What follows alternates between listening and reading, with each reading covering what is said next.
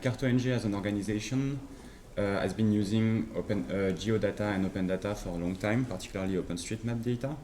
We have been interacting with local technical people, a lot in Europe with like developers and stuff.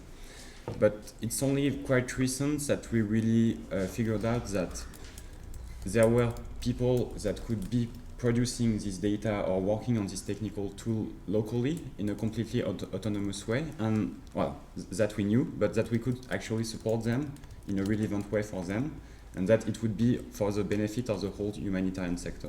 Because as an organization, CartONG is trying to help NGOs and humanitarian organizations, and this aspect of supporting local communities in order for them to support humanitarian organization afterwards only came quite recently. So what we wanted to discuss today is how can we help formal humanitarian organizations better understand these local communities. So when I say local communities, we were initially thinking a lot on OpenStreetMap because we're working on mapping, but it's not only that. We're also thinking of people working in fab labs, in co-working space, working on Jerry do-it-yourself building a computer, or do-it-yourself UAVs, or social networks. There are a lot of a very dynamic ecosystem around digital innovations in Africa, Asia, everywhere. So we thought, how can we help formal organizations better understand these guys, understand how can they use their resource, how can they support them, and also how can we help the local communities also express themselves, I think, and be understood and being heard. Because in many cases we see that even us, we tend to talk a lot about them, but we're not really listening most of the time. So to discuss this, we have today two people from the Missing Maps project. So Violaine from CartONG, she will present a bit what we did in Madagascar supporting the local OSM community. We have Pete from MSF and Missing Maps 2 who will also present how he's interacting with local communities, also with his hat as MSF. So it's interesting because it's a big formal organization. And Kelly from SIMLab will also present their project, maybe with a more specific angle.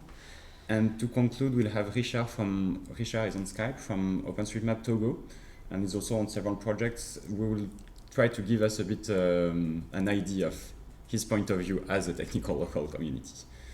So I will let Violaine start.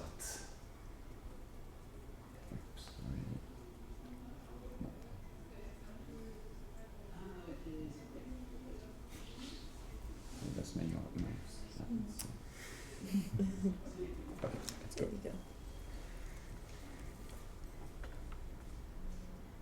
So you just need to let me know when I have to change this slide, actually. Okay. Do we have full screen somewhere? Right click. Control F. F11. No, sorry. I've tried F5 and F11. Tu fais clic droit. Okay, maybe you can start and I will figure it out. Okay, maybe with You want the mic? Okay. Yeah, it's better. Hi, I'm Violaine then, and I want to show you an example we had with CartONG last year. I went for a mission, a volunteer mission for supporting the development of an OSM community in Madagascar. So at this time I just discovered OpenStreetMap, well, maybe 6 months ago or before the mission, and I thought it was hard to get the whole ecosystem of OpenStreetMap, so you can go, because it can be a bit, if I can say, messy, because you have a lot of information everywhere, and the global ecosystem is about tools, it's about communities as well. So yeah, I want to show that we need to think it in its globality. So about communities, it's for me it was really important to share there that it's a volunteer job. It's not a job, so it's a volunteer work, and people come because they want to share their knowledge, they want to share experiences, and they want to have a social impact on their countries. Sorry, and that's the global goal of communities in everywhere in France or in Madagascar or everywhere else. So that's how we started, just to get a global understanding on, well, it's my point of view about communities, but it's a global understanding of communities that we will see with others. So yeah, that was the start. So I let you go. What was important as well is that there is no money for developing activities. I think it's very important to keep it volunteer. It's not a problem to hire some volunteers sometime for field mission or other stuff like that. But the community is supposed to be volunteer community. Then with hubs and other kind of organization, it can be another system, I think. But yeah, that was important for me, I think. What's interesting in communities is that you've got a lot of resources. If NGO or actors locally want to hire some people, it's a place where they can find people for geographical information. It's sustainable because it's all for OpenStreetMap is in the open source world. So every tools are continually developed, so it makes it sustainable, and each tool is free as well, so it's a big help for African country. It's accessible as well because it's easy to use.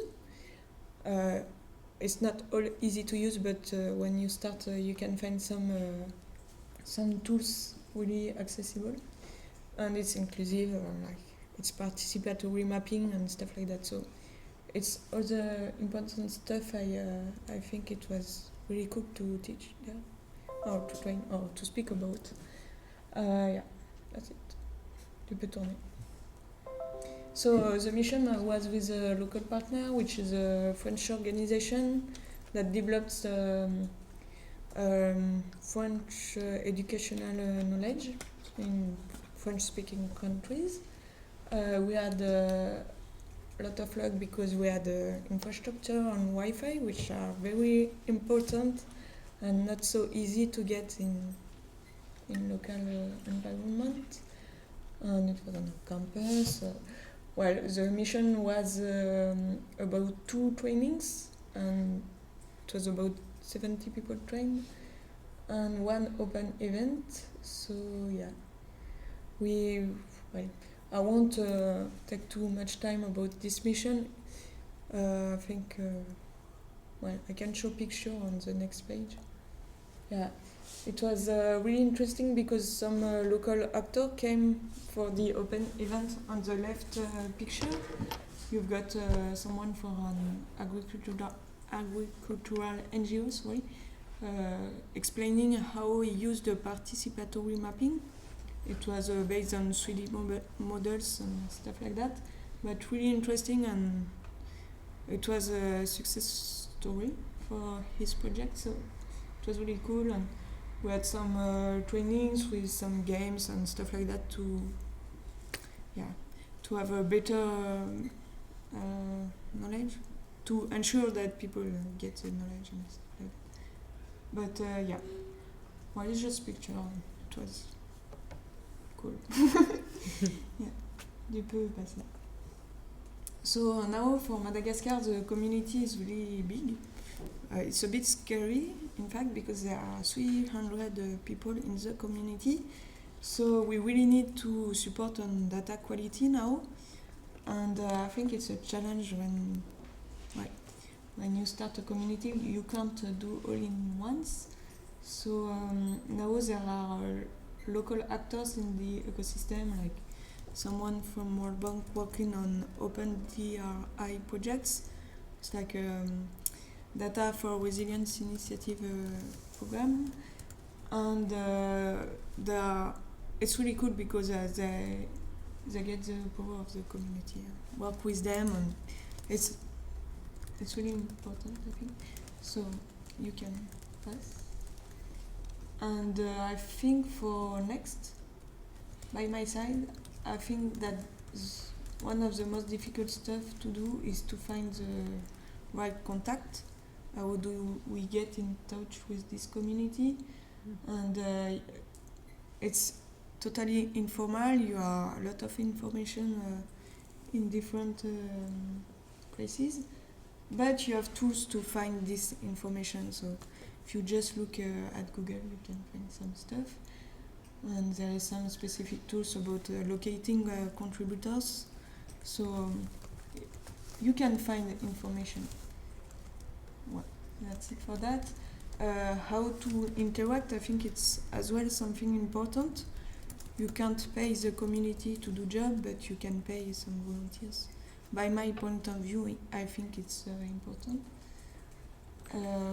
It's as well important for me to have open training where everyone can come, because it's an open community and it should not be restricted to specific organization, stuff like that. I think it depends on the context, but if you want to grow the community, it has to be open. And for Madagascar case, I think if some other NGO have project there and they have specific needs, that could help improve the take a part in the capacity building of the community. Like if they have some mission, so it's a good opportunity to teach and to go back on the data quality basis and stuff like that. So you can go, and I think that's it for me. Thank you. Thank you, Violaine. Just wanted to complete a little bit what she said, because I think what's really interesting is that with very, very limited capacities, because it was only at the beginning Violaine as a volunteers and a plane ticket, basically, we managed to do this training. And now, as she says, there are 300 mappers there. And we didn't train them, we trained the trainers who trained this guy. So it means that even a small organization with very little capacity like us, we didn't invent the process actually. We just picked in the hard community what was working, the good practices. We chatted with the people that already did kind of this stuff. But we did everything the way we saw people were doing right. And you can have very easily great results. So now I think it's going to be very exciting for the future for the Madagascar community, because now they have all in their hands to develop new activities, reach NGOs, reach the local authorities, talk to the government. And if they need support in training, capacity building, etc., we can be there. But if they don't need it, we don't need to be there either. So I think it's our position now, and I think it's what we try also to suggest to other organizations to have as a position. Cool. Is the microphone actually on? Hello? I don't think so. I'm not even sure. Look behind. No, it's not. I'll leave it. Maybe I think we don't need it. We'll need it. We'll need it for I did wonder.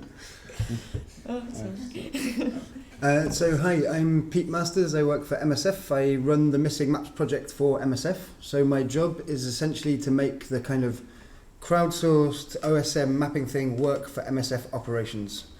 So this is important, and an important distinction between what Violaine was doing, which was actually purposely building a community. When I go and do field mapping, it's generally for an MSF purpose that I hope can include some of that that community building locally. So I'm just gonna, in fact, can I start at the last slide? Of course you can. There's only 4, so you can just skip through them. So the table you're going to see, or maybe 5, is from Eureka, sitting over there. And this was a really interesting table. So this is OSM data sort of versus the means of mapping. So you have kind of the least you can do in terms of OpenStreetMap, which is remote mapping, and that gives you just geometries and assumptions based on imagery. At the other end of the scale, what Violaine's trying to do, which is a local OSM community, gives you a maintained and updated database of local knowledge. And I find this quite useful for measuring how well we do when we go and try and partner with local people to do field mapping. So I just wanted to show you that at the start rather than the end. Should I go back? Yes, please. I I can Right, send yeah. you there's a blog post Eureka did with the table. So next one, yeah. So I'm just going to run very quickly through 3 examples which I think represent the kind of different levels of success that MSF in Missing Maps has had with community building. And the first one is in Bangladesh, which is our proudest moment in terms of community building through field mapping. So we went to map an extremely toxic area of Dhaka. It was for doing occupational health surveys for MSF to implement medical services for people working with highly dangerous chemicals without protective clothing. So that was the kind of the point of us going. It wasn't just to make a base map. We got in contact with a couple of already existing OSM community people who'd previously done some work with the World Bank 2 years previously. So there was something already existing. Very strong leaders, but not very active community. Like they still wanted to do stuff, they just weren't. And we worked with them and a whole load of students and kind of GIS and planners. And they worked as volunteers for a per diem and did an incredible amount of mapping in 2 weeks.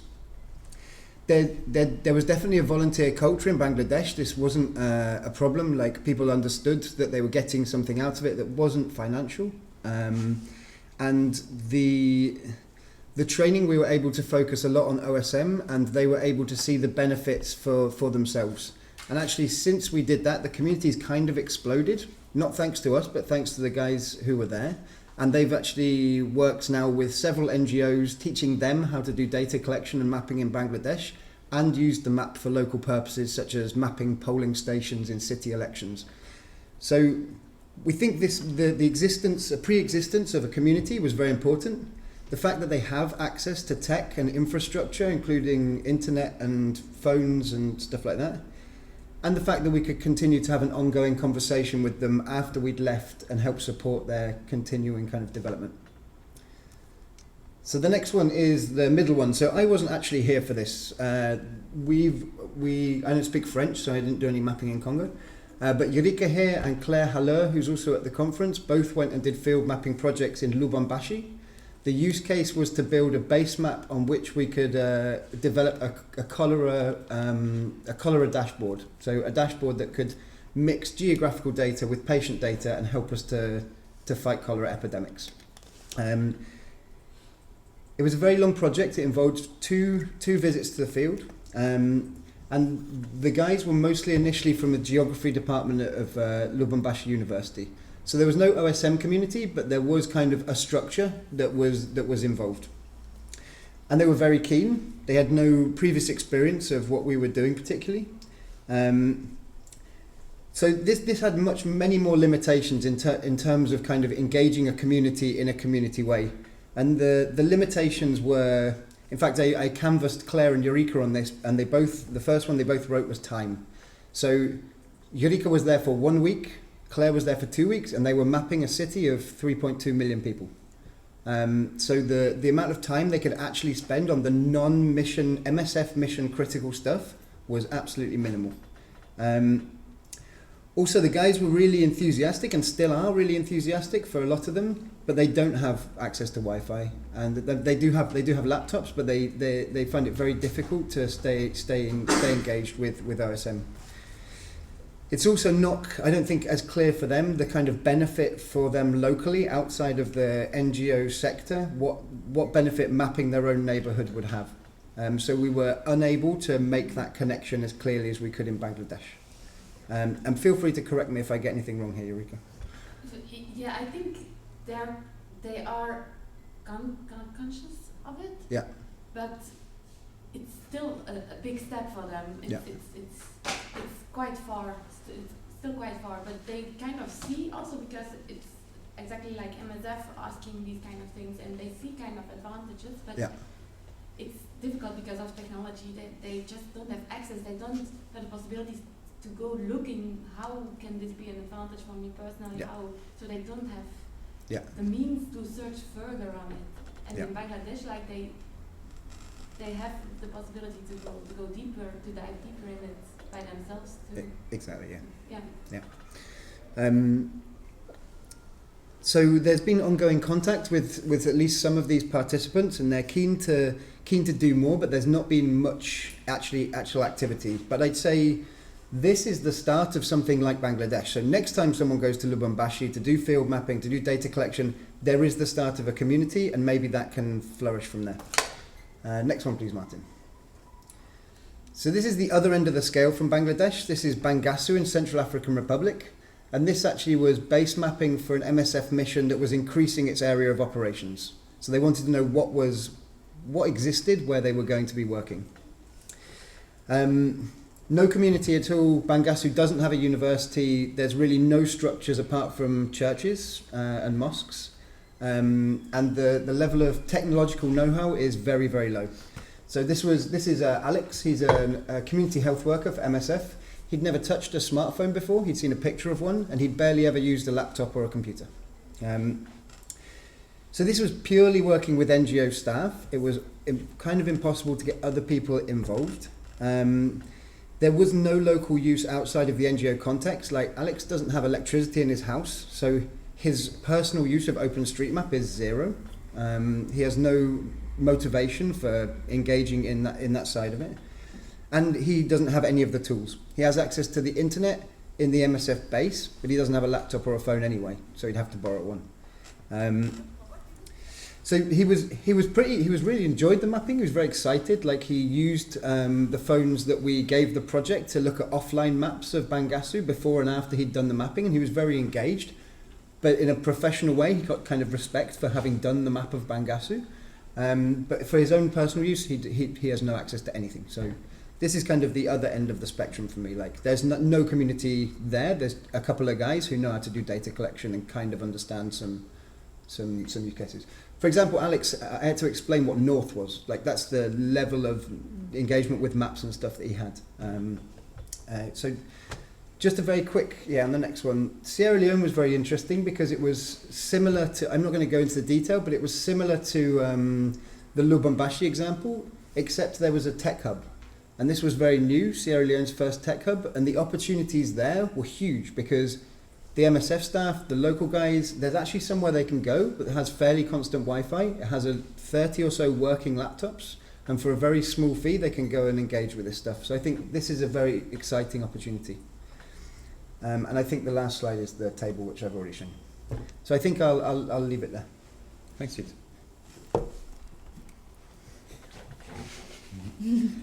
A photo. Actually, we actually discussed on the table that we would like to add a next column on, like, an OSM community in collaboration with people all over the world. That is even more dynamic collaboration. New blog post. Yeah. Is it okay without the microphone? Okay. I don't want that. All right, yeah, so I'm Kelly, and actually, do you want me to I have like so many slides that are just pictures, so I just do this, yeah? So I'm Kelly, I'm from SIMLab, and we'll get right into what SIMLab is very quickly. So SIMLab is an NGO based in Washington, D.C., and we help organizations to use inclusive technology, and I'm just gonna skip right over that. We do quite a few things. But the main thing for kind of this presentation is we are recovering software developers. So we used to make Frontline SMS, which is a text messaging software. It's there's a version that's free and open source, and it's been used across like pretty much every sector you can think of: health, agriculture, mobile money, pretty much everything. Our Frontline SMS was first started in London, but then they quickly opened up the main office in Nairobi, Kenya. And the main office happened to be out of the iHub, which is probably the most advanced, hub, technology hub in Africa. And in iHub, I mean, so it's Frontline SMS, there's Ushahidi that's also there. We had our office right next door. And I think really since Ushahidi and Frontline, there's been tons of other small organizations that have, organizations and social enterprises that have come out of the kind of excitement of, you know, what you can really do with once you have some techies together. So the iHub, well, so actually, you know, just these pictures are just Frontline's office in Nairobi. So just for your interest, this was like the day of a big launch. So lots of emotion, excitement, and some stern kind of, we don't know what's happening. So anyways, I think what I want to really talk about is what I've seen out of the hub and the types of organizations that are there and the type of people that kind of flock to hubs and places like that. And actually, you were talking about the challenge of when you go into a new community, finding the right people to be talking to. And in my experience, well, number one, if you can find a hub, that's the best place to do it. But also the fact that these hubs, the iHub is so closely connected to all of the other hubs in Africa. So there's at least one person that really knows well where other hubs are located and knows a person there, and they're super well connected. So that's I think one thing, and there are starting to be hubs opening up in many other places. I know that the Nairobi iHub recently did a capacity building kind of training with a new hub in Juba. And so, you know, exciting things are probably going to be starting there. But so, yeah, I guess some of this was on again, the big launch. Some of the challenges that I've seen specifically with local developers is different expectations of timelines and of mostly timelines. So, you know, if your organization is actually wanting to do some software development and looking to hire local organizations or local developers to do that, I think things like having a TOR from the get-go and really knowing exactly what it is that you want to be developed, or working with something like, so iHub has set up iHub Consulting, which is a group of developers. They have guys that they bring in for different types of projects, and so they do all of the project management stuff, which is kind of the really tricky part when you're developing something. So like if you're able to find that type of setup, that's ideal. Let's see quickly. I'm just gonna kind of buzz through these photos, and I mean, I'd be interested to. We'll highlight this. This is Laura, SIMLab's CEO, and she's been with Frontline really since the beginning, and so she actually, her and I were talking about this panel, and you know, some things that if she were here that she would say. And one of the major things that Frontline has learned is that them being in Nairobi has, even though there are tons of developers, they don't necessarily develop in the way that Frontline wants them to before they're brought into Frontline, if that makes sense. So Frontline does agile development, and that's becoming a bigger thing in Nairobi and in other places.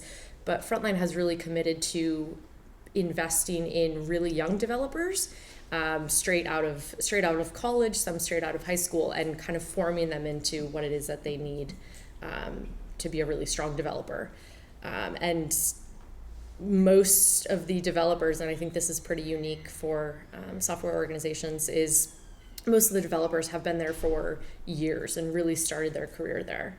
So I think an investment is key in that kind of a thing.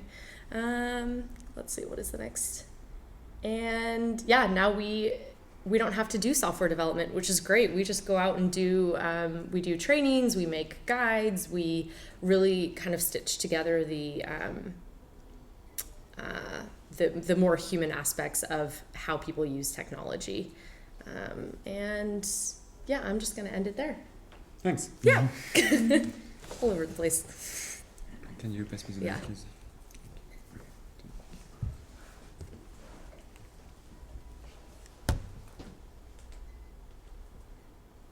So, Richard, still there?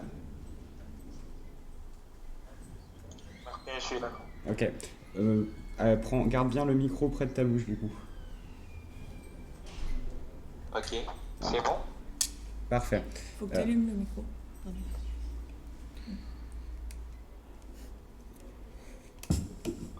On peut commencer là ou bien... Oui. Du coup, j'ai mis ton diaporama. Tu me dis quand je dois changer de slide. Ok. Là, tu as le logo... Oui. Le premier diapo, je vais dire. Tu as le premier diapo là? Oui. Ok. Parfait. Okay, you can start. Okay. Hi everybody. My name is Richard Folly. I'm from Togo, West Africa. I am a data journalist and a technology trainer at the US Embassy Lomé and a communication consultant for the Post and Digital Economy Ministry for the Togolese government. So I am supposed to talk about OpenStreetMap Togo that I have co-founded here in Togo since 2013. So I must say that the beginning was very, very excited because we have had intensive training from two people that I have the pleasure to present you. I want to mention Nicolas Chavez and Amadou No. For our first week of beginning, we get training from them. We form a team of the person which are going to be the actor, the primary actor of OpenStreetMap Togo. So I thought but then you can change the slide, please. Okay. And after the first training we received from them, what we done is to extend our knowledge to other communities in Togo. For example, the free software community here in Togo.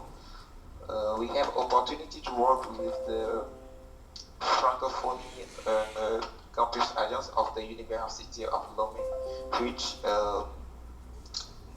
kindly give us access to their training room so we can use it. And we have approached also other actors of the humanitarian fields and also government part. Here, change the slide, please, Martin. Yeah. So I'm currently on the slide with a picture with Nico and your group. Is that right? Yeah. Okay. Yeah. Is it right? So, as I'm saying, here we were at the Office of Forest Development, for which we host training on GIS using, for example, CartONG GIS, because they manifest their interest and their needs to be good in geographical information system to control their tree plantations. And check the slide, please. Yes. but also we do something. We want to, at this beginning, to go abroad our country, because you know Togo and Benin are two countries, limitrof countries. Okay, excuse me, limitrof countries. So I remember a day of event on a tech event. We have one actor from Benin who visited us in Togo, and after he want that we replicate the community, OpenStreetMap community there in Benin. In fact, I have done with Amadou Ndong, which is at this period the volunteer of the International Organization of Francophonie. So we went in Benin for 1 week. So we trained them. We trained about 20 first members on OpenStreetMap skills, and we have launched the first activities of the community there. Show the slide, Martin. Yeah. But coming back in our country, we have initiated some projects. For example, Quartier à la carte. Quartier à la carte is in French that mapping for the quarter, if I can translate like this literally. So monthly we data all the person we have trained, and we involve them in mapping activity for a day, often in the weekends. So the goal of this initiative is not only to continue improving the map of Togo on OpenStreetMap, but also is to discuss the opportunities that this project can give to one, community members, but two, the other actors which are interested with geographical information system. So here we were in a city called Aneho. Aneho is an old capital of Togo, near the ocean. So in 1 week we go there, we get contact with prefect and local authorities. They give us accreditation to stay in the city and map the city. That's what we have done. You can change the slide. Yeah.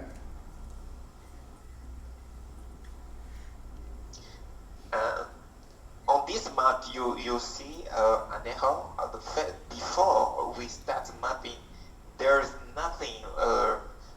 Literally, there's nothing on the map. But next slide, please. Yeah. You can see that in the few days after we start mapping there, we have a change. You can see now building roads, some infrastructure, other thing you can remind.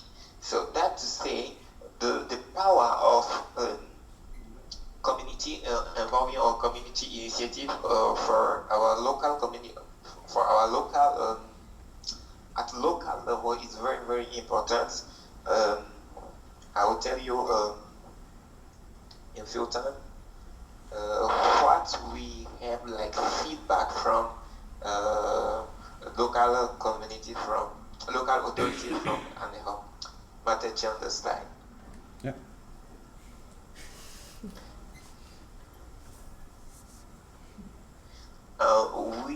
We have at OpenStreetMap Togo, we have other initiatives.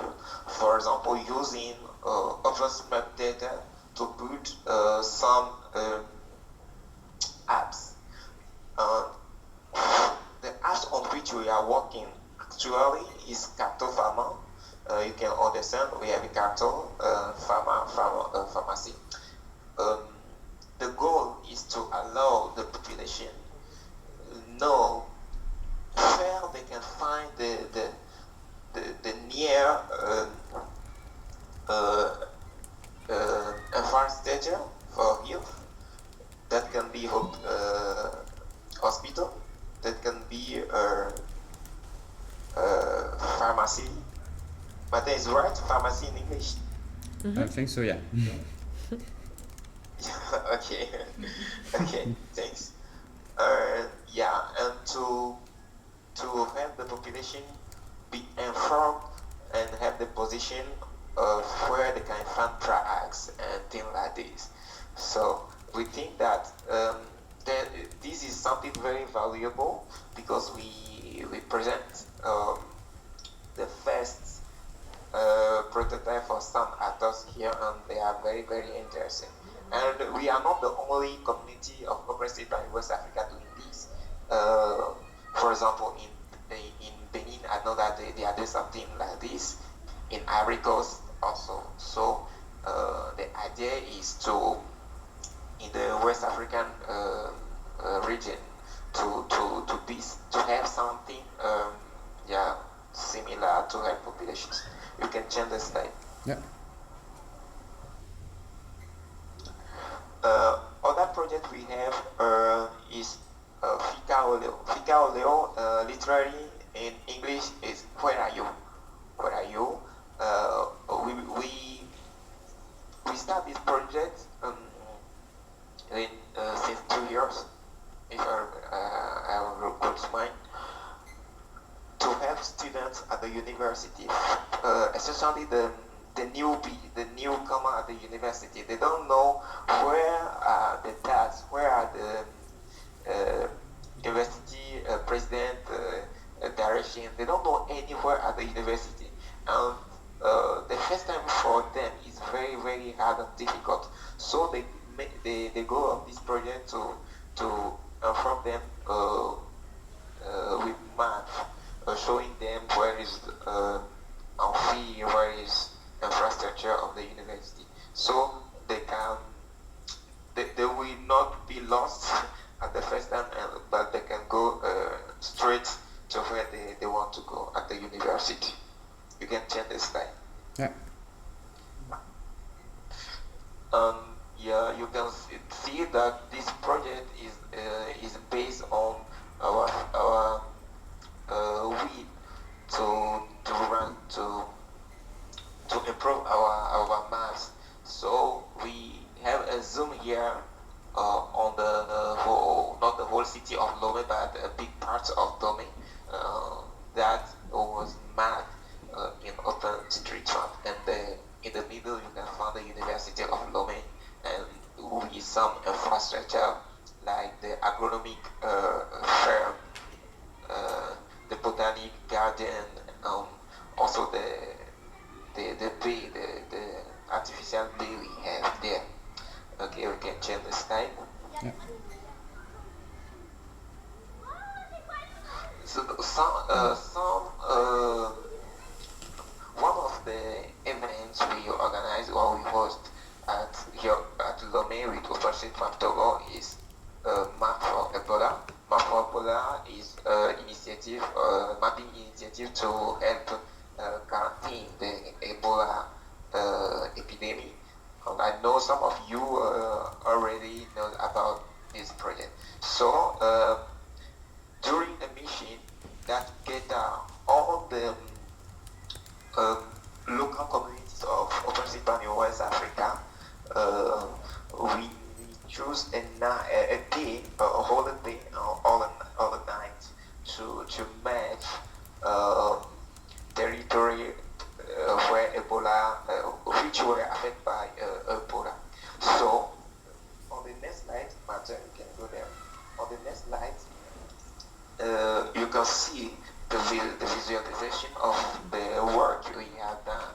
We contribute to do, because we are not the only persons that have do this, right? So here is on PDF, but if you get the PowerPoint animation, the data animation, right? And I think this animation is also available on CartONG website, Mapbox, I think. Yeah, so you can check, you can search and visualize it yourself. Okay. Next slide.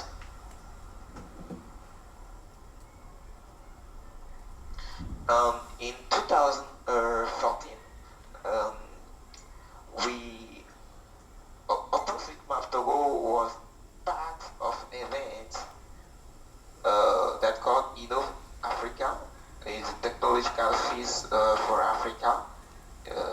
And this event was organized by Minodu. Minodu is a third place that I co-founded. And we gathered people around the world, and Martin was there with us, and many other people, I think from 15 nationalities around the world. And during this event, we had session on OpenStreetMap, workshop, showing people how they can contribute to OpenStreetMap. But I remember we discussed also the opportunities for local community actors and the way they can bridge with other communities or other organizations in Europe, other countries around the world. Next slide.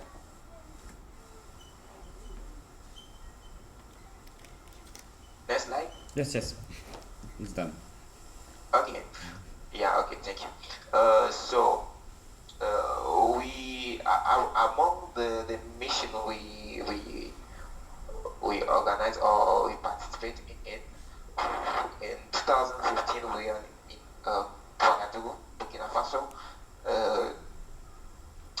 to help map the country, to help to consolidate and improve the OpenStreetMap community actors' skills, but also get in touch with local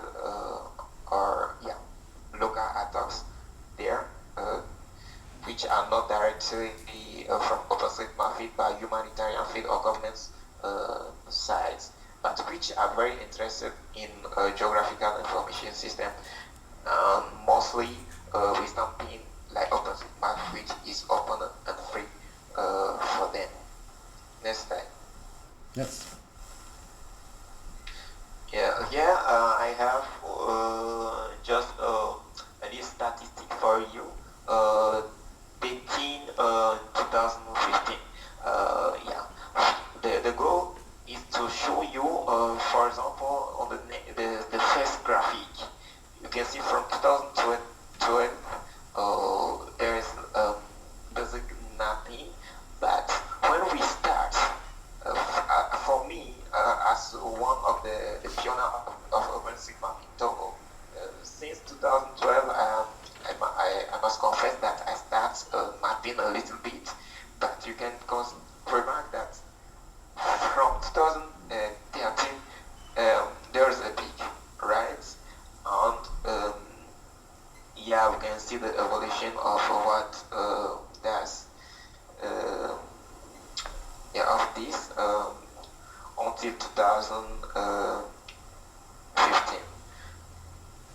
And on the second graphic, you can just see the evolution of the nodes that were created with local actors on OpenStreetMap. Next slide. Yeah. You can see also on this slide the level of contribution of OpenStreetMap in Togo according to other countries or in comparison with other countries like Madagascar, Kuwait, Mali, and so on. And I'm so glad for this because even if we compare the level of OpenStreetMap Togo with something like Greenland see that yes, a net difference in Afghanistan. I don't know. Just to say that the beginning of very, very excited. The people we have trained were very, very engaged doing this, because this is not just a wheel of technofield to do something, but also I think that was something with nationality, patriotism, patriotism. Patriotism. Yeah, patriotism. Yeah, thank you. So you can see the difference. Next slide. Yes.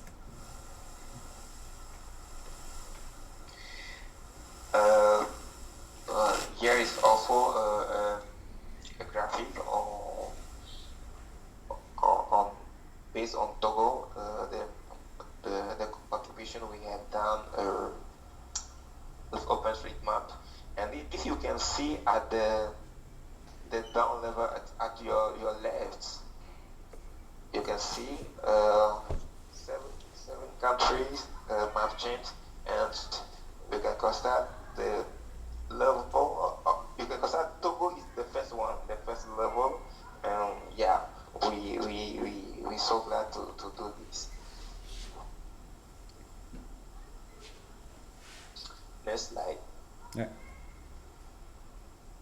So, yeah, that's what I can say globally concerning OpenStreetMap, the community. Okay, but what I don't tell you is that we have worked and continue to work with some organizations here in Togo, such as the Togolese government.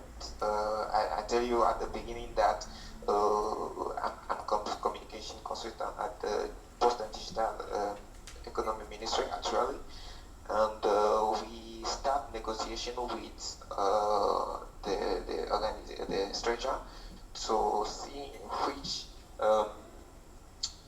way we can help them for a mapping project, but also together with the Minotu 10th place that I co-founded, Minotu and OpenStreetMap Togo Keta to build for the Togolese Red Cross an early warning system that normally should include a geographical information dimension.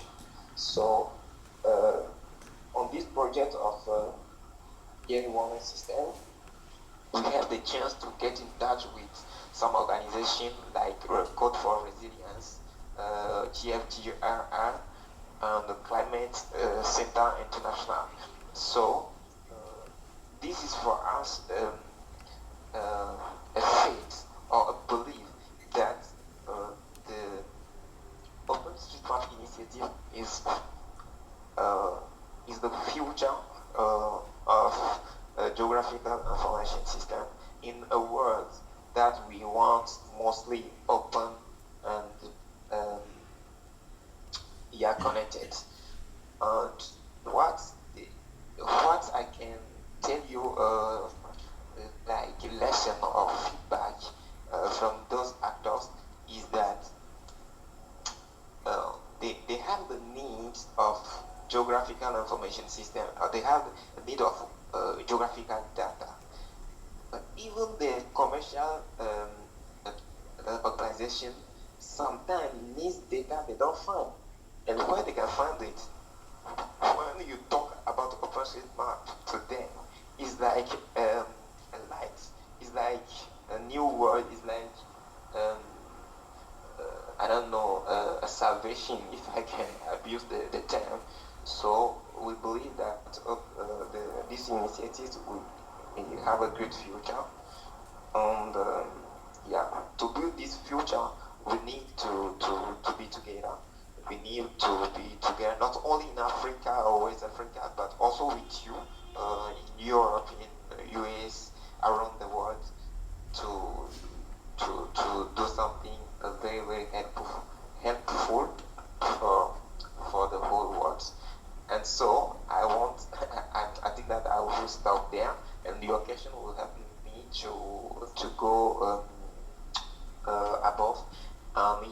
can get in touch with us on Twitter. We are OSM Togo. We have our website that I should confess we have to reform because actually it's that just blog. And we have telephone number also. You can call us at every time or just ping us with email, and we try to get back to you as soon as possible. Thank you very much. Thank you, Richard. Thank you.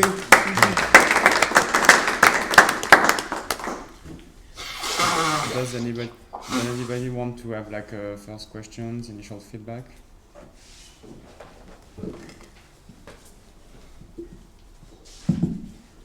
So I have one question for all four panelists.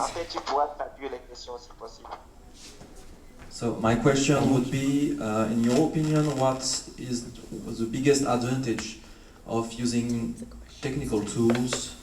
What is made better by them over like verbal knowledge? And I want to ask this question in the point of view of the local communities. What the collaborative tools and, for example, mapping tools, what can we do with them that we can do with verbal knowledge? I'm not sure I understand the question. What can we do with... Well, my question is, you know, from the point of view of the local communities, Yeah. how are we helping them with the mapping tools and other technical tools? What is the big advantage of this, in your opinion? The one example of things that is made better, like increase the environment awareness. Like, for example, I asked this question because I was with Yorike to do camp mapping in France. Yeah. And in my opinion, one example was that they added awareness of the camp. So a camp of the map was not really useful for them, but a map of which is broader, like which extends the knowledge of the environment, was one big advantage of the map, and it could create really interesting discussions with them. So what would be another example maybe of something like that? Okay. I can start. Yeah. Well, yeah. I agree. Sometimes we think maps is not so useful because I should not say that, but it was a big critics for. Before I go there, I heard this thing a lot of times, like it's European needs, we need to write stuff and stuff like that. But there, it's like you say, even in France, we know our places. If we put it on the map, it's not useful for us, but it's more useful for tourists coming or other people coming to visit the city and looking for a place. So for Malagasy people, the best use they had for the map was on GPS. When they wanted to leave the city, they could have some map on the phone, and it was much easier for them to find itineraries or stuff like that. So it's a global ecosystem. So you build the map of your place, but you don't use the information because you know it. But if the community is big enough, you can have information to other places and enable yourself to leave your place and visit other places. So that's it from my side. So I think, like in Bangladesh, giving people access to those tools and some expertise in those tools increased their opportunities. So it wasn't necessarily about the maps they made themselves, although they used the maps for some local purposes, like the polling station maps. But actually what it allowed them to do was to go on and work with other organisations, which I think includes now the Bangladeshi Bureau of Statistics, who are interested in working with them on the OpenStreetMap. So it's the opportunity of being part of something larger and having, being the go-to people in that country for that kind of expertise now. And I think the Congo guys would probably be similar once that starts to happen, that's when it will really start paying off for them. I don't think they ever thought, God, we really need a map of Lubumbashi, but they know that other people do, and there's opportunities that in there, and they now have some of those skills to be able to kind of leverage that opportunity.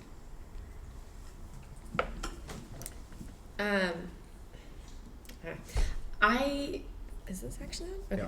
Yeah.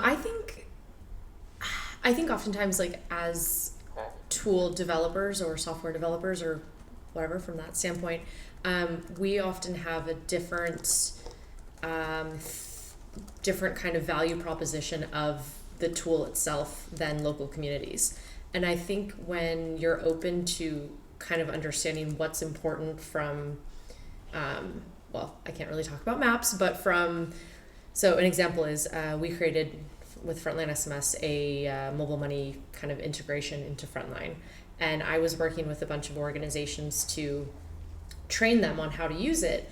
And there was one organization that I had visited, and I could see they hadn't made any payments using our system, but yet they were ecstatic about it. And I was like, why are you so happy with this? You're not using it. And they said, well, no, it's not, we're not sending money, but we now have all of our contacts in your database. And so now when people come in, we can quickly search and, Control F or whatever, go in the search bar and see all of their digitized records. And so I think when you're open to, allowing other uses of your tool, it can be really powerful. Richard? Oui. Hello? Oui. Okay. So, thank you very much for your feedbacks and for your questions. The first one I have here, thanks, Madam, for translating them for me. Thanks. And for me, the interest for people using technology tools like mapping is because of the power of geographical data. In countries such as Togo, where you need to know where you can get this or this service. This is very, very important because basically we don't have it. Even this exists. It's for just for government or something like this. But also the interest is not for just the first thing I have said is the general level, general level for population, for everybody. Okay? But now suppose that you are a student in university, at your finishing your study, but you have to complete your memory with apps or work that need geographical data. I'm talking about something I have assist. You don't have it. Where can you find? For me, as geographer, I can tell you that at the university, I don't get even not one time a GPS during my study at the university. But discovering the mapping with OpenStreetMap was very, very helpful for me. And I have also friends that came to our community asking us, where can we find data on these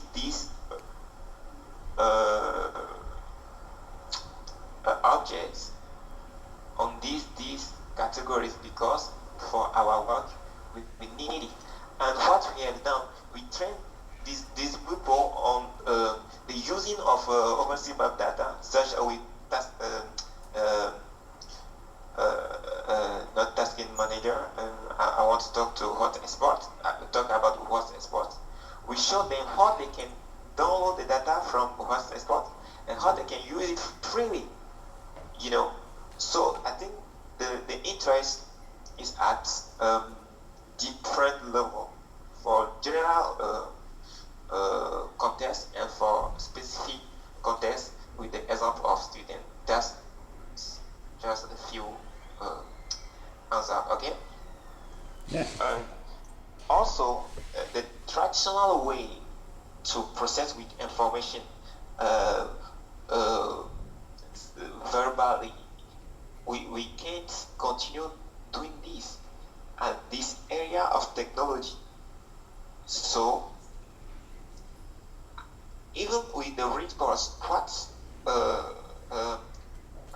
we face is they are observers call with phone telling them that today we have floods and the level of the water is this, and someone there with his pen can write it. Can you imagine in which way they can use this data? Because this is not a digital form. This is just verbal and something written on the paper, and the paper can disappear. Or if you have accidentally water, I don't know, you lost your data. But if you can have your information in digital form, but not only, if you can have the geographical dimension, the exact position of what you are saying, or the data you have collected, you can send the coordinate of this data.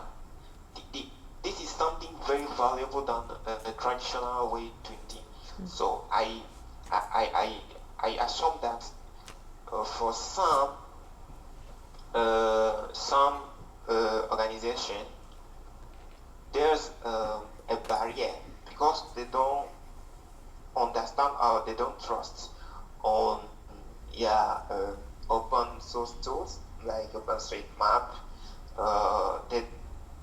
They don't know that it is possible to do things like this, So apart from our goals to train people on mapping skills, we have also the goal to evangelize them on free software, on open source, open data, all the technology skill needs they need. And little by little, we constate that they integrate those skills into their daily work, right? Now, for the last question I have here, why people are joining the community? Just because they understand that the skills that the community has, they need those skills. So being with us, being with the community, is for them the sure way to get quickly those skills and to get involved themselves in what we are doing. So that is the expression of they are willing to contribute also to this noble ambition we are trying to build with OpenStreetMap Togo. Thanks. Two questions.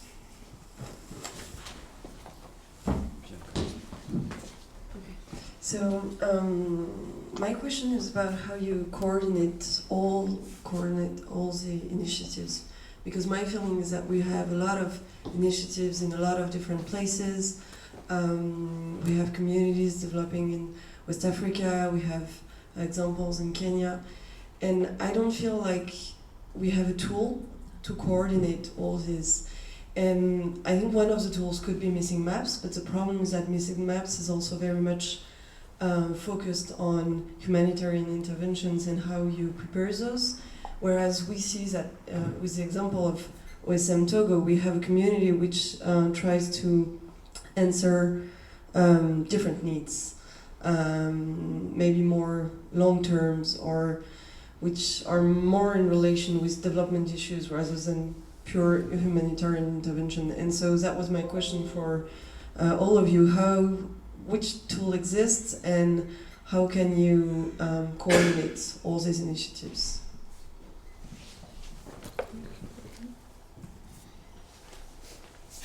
I don't know if any.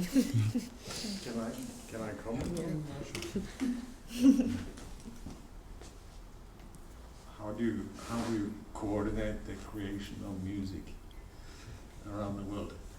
So I think the connectivity or exchange of examples and practices, and the connection points, like the tech communities or other organizations in place all over the world, connectivity and exchange would maybe be the maximum you could get of.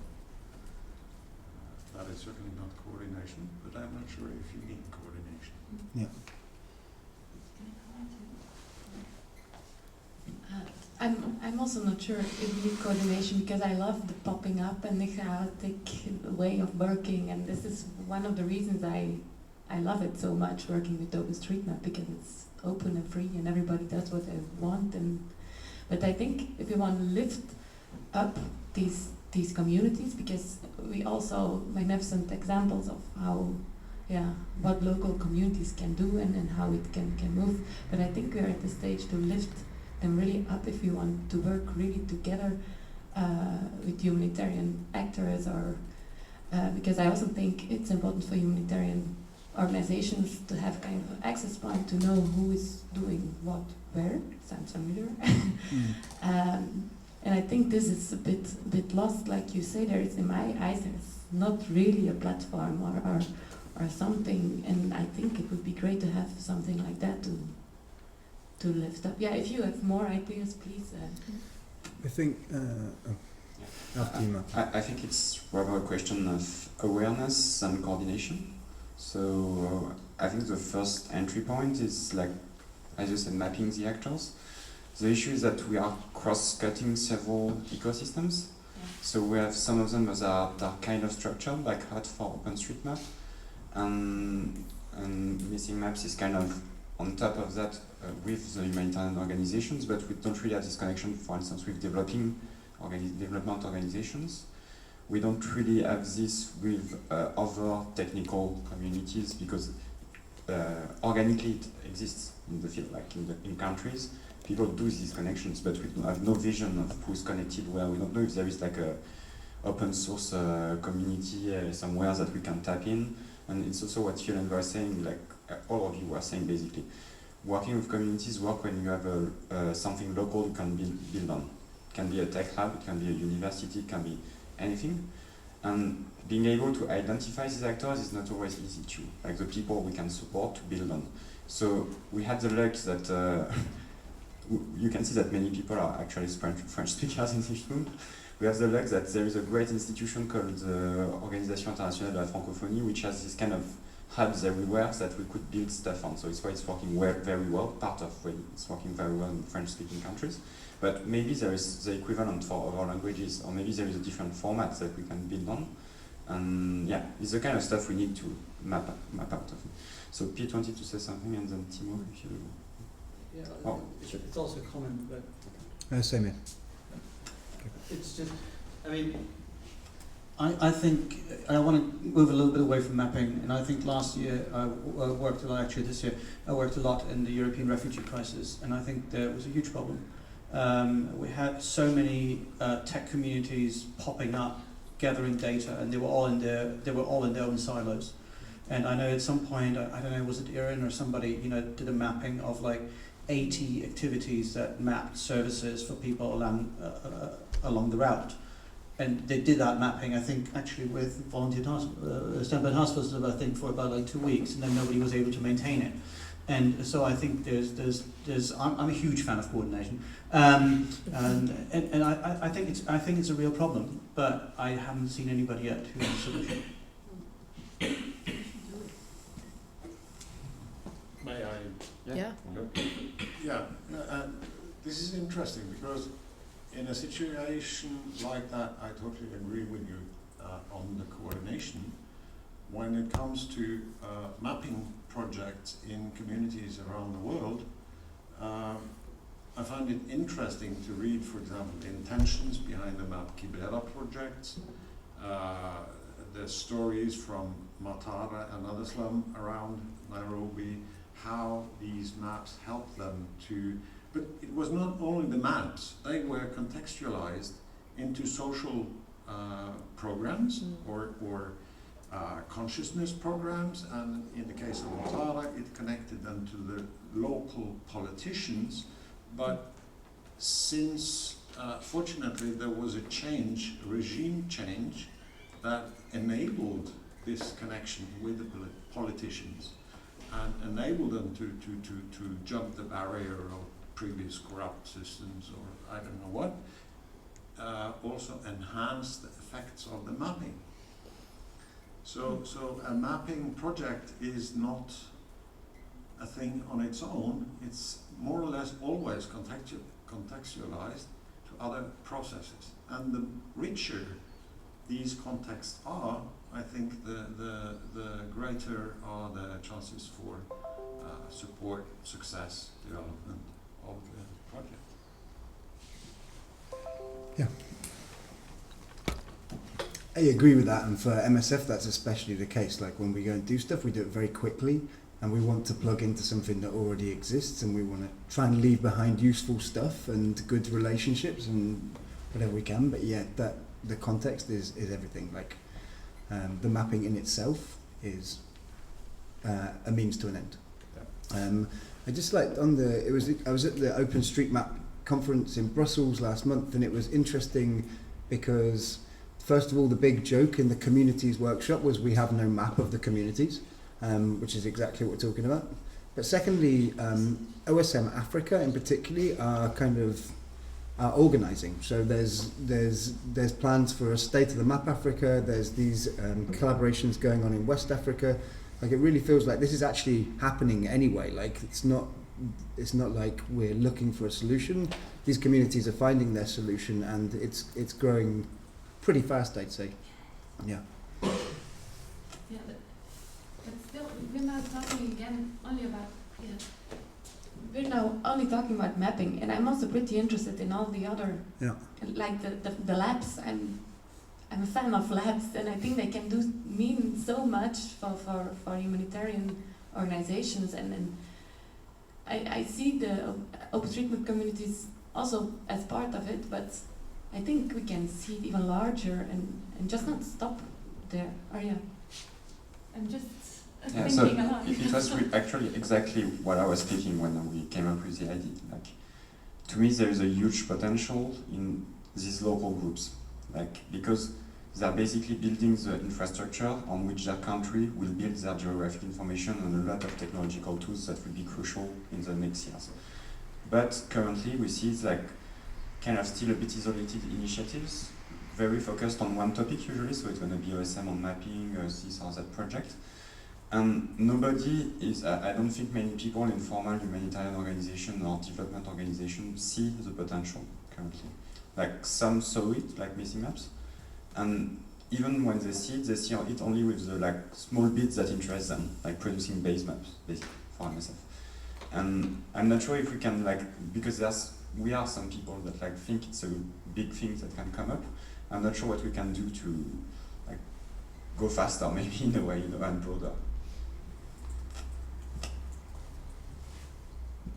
I don't think Encyclopedia Britannica saw the potential of Wikipedia either.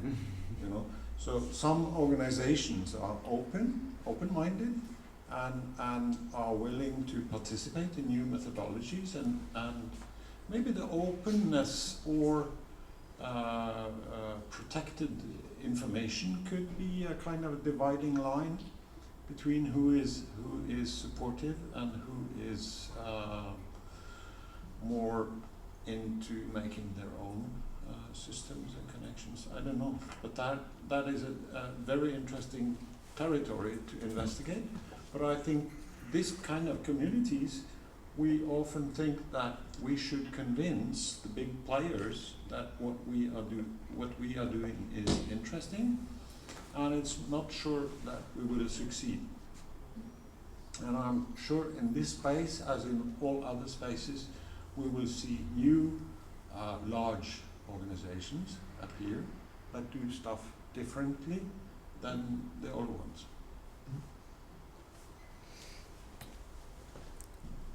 I just saw something really quick. I think it, like, getting beyond the maps, I think it comes down to local ownership and like local developers and techies and whoever else feeling like they are able to have, like, creating an open environment where they're able to voice what they think could enhance the thing, or like, you know, so you've given them built up some capacity for data collection, but maybe, and I know this isn't possible in every circumstance, but then maybe having a workshop being like, you know, what other possibilities do you see for this, and what kind of, you know, maybe slight ongoing support can we offer so that in a couple of years you'll have, you know, built something more on top of this. Yeah.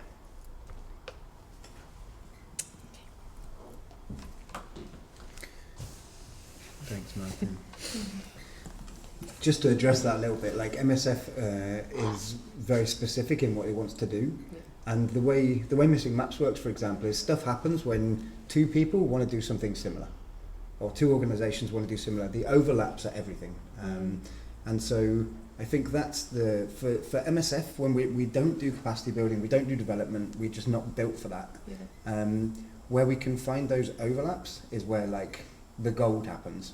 And being networked enough already with communities where we're working is the only way to do that, to be in dialogue, and that's not easy. Yeah. That's where the kind of communications or visibility or whatever you want to call it could be vastly improved.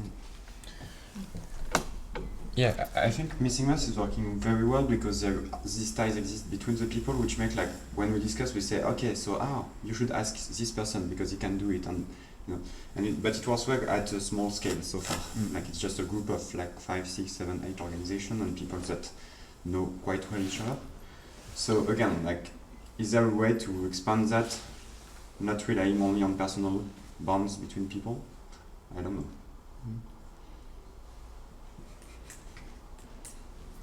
May I? Sorry.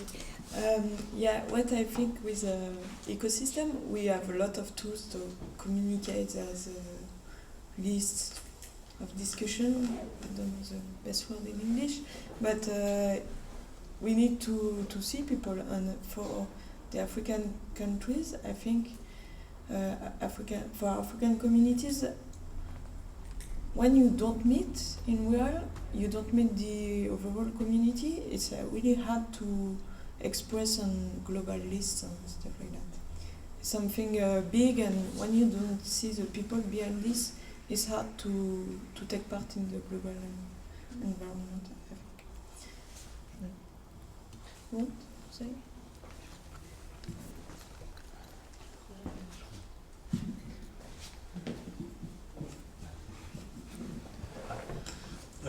Have you ever met some local authorities or local population who didn't want their places to be mapped? And what was their reasons? And in these cases, how do you react? For example, you need to know places of hospitals, where to bring staffs to help local peoples. And these peoples, the local authorities, don't want the NGO to map the places. And did you notice any inconvenience of mapping some places? For example, in the context of civil war, because do you have such discussions of consequences of mapping some places in a difficult context? For example, civil war, so that some places, unknown places, can be accessible for army or for dangerous or forbidden stuffs. Do you have such discussions? Maybe I'm going to give an example from the Ebola crisis deployment that was done with MSF. So GeOnG, you saw him yesterday, I think, if you have the map on the guy who explained the GIS unit.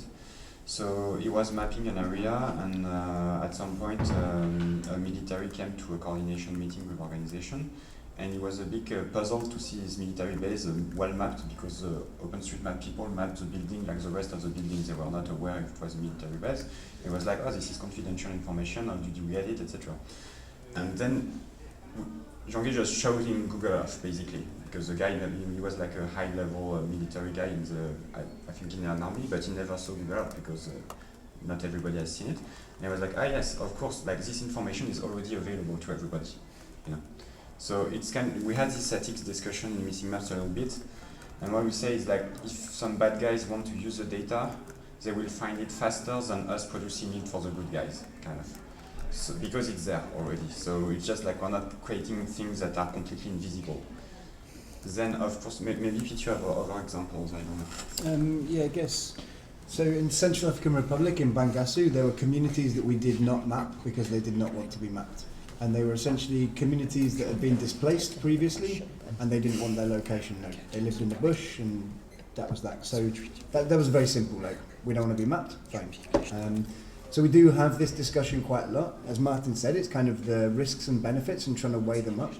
I don't know if, Eureka, you have some interesting insights from Bangladesh slums or anything like that? Yeah, in slums it's also an issue because people are living in informal living. So sometimes people who are living in the slum don't want to be mapped. It's like the community don't want to be on the map because then politicians, authorities can evict. They know where they are living and can evict them. Sometimes it's the other way around. People want to be on the map to show we are living here, to try to make sure they can stay there as a tool of advocacy, of communication towards local authorities. Yeah, and of course it's a bit everywhere, these kind of issues. Like also if you're walking on the ground and collecting data, people are asking what are you doing, and watch out if you're going to map in areas where military are or administrative buildings are, because it's pretty sensitive. I think it's also a question of transparency, like when you do the field mapping and informing before you do it with like authorities, etc. Final question or comments? We need to wrap up actually. So I think it was an interesting discussion. I've written down a lot of stuff that I think I've already written down in previous meetings with measurements. So I'm not sure we have concrete action points now. I must confess I was hoping a bit more participants from the GeOnG to the roundtable, because that would have, like, I think, pumped up the discussion to have more NGOs discussing, because we are kind of the volunteers here, actually. So it's not the people I wanted to reach. But I think it's an ongoing discussion, and maybe in a few years people will watch the video as this roundtable and photo. Oh, it was an interesting Okay, thank you everybody. Thank you.